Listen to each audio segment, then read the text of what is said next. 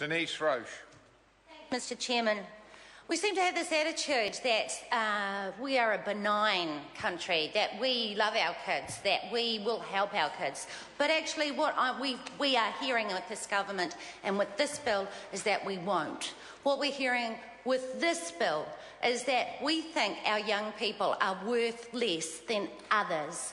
With this bill, we are saying that young people are worthless, and Mr Sabin, who just spoke earlier, actually said that he's heard that young people have no skills, they have no work skills. Well, if that was the case, then they wouldn't be employed in the first place. No young people would be, and they are.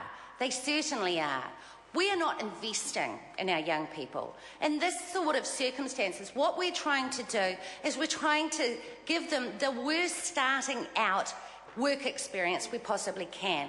We're putting them into places where the employer has an incentive to employ them, certainly, pay them for less than any other worker, pay them at a wage that they can hardly live on. We're saying that that's okay if we pass this law. Forcing young people into dead-end jobs just because they've been on a benefit is only designed to get them off the benefit so the unemployment stats look better, when we know that the way you do address unemployment is you create jobs. This bill is not going to create jobs. We've seen no evidence of that, and we've seen it in the past as well, that reducing the wages for young people does not create jobs. And there seems to be no other reason for forcing the wages of young people down except to make them cheaper, except to make employers able to exploit them easier. I find it interesting that we're doing this to young people and we're focusing on them having lower wages, but we never, ever seem to attack those who are much older, who are also on benefits. And when you consider that we have a universal benefit that's applied to people over the age of 65, where they get 66% of the average wage. If we consider that this government never attacks that, you have to think why, or one has to think why. And I suspect that it's because those who are over 65 are well organised and they tend to vote for this existing government, actually. No, some of them don't. A lot of them vote for New Zealand First. But if you think about it, young people have as many expenses as older people. They don't eat less food. They don't use less electricity.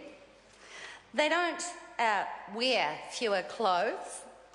They don't pay less for their expenses in transport. They're paying the same, so why should they be penalised?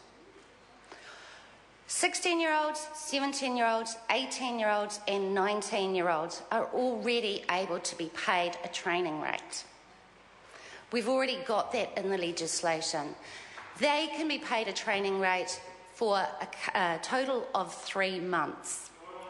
This bill does not allow a sensible relationship between an employer and an employee. What it does allow is for a worker to be employed at lower rates for up to 6 months with no guarantee that they will continue their employment, and then they go to the bottom of the scale again when they are re-employed by another employer if they get a job. This opens children and young people up to being exploited. We believe that if we are sensible and if we are serious about addressing youth unemployment, there is a lot more that we should be doing in terms of education and investment in them. There is a lot more we could be doing in terms of training, and there is a lot more that we can be doing in terms of getting them to a point where they are work ready. We are not seeing that type of compassionate approach with this government, and this bill certainly doesn't go any of the way there.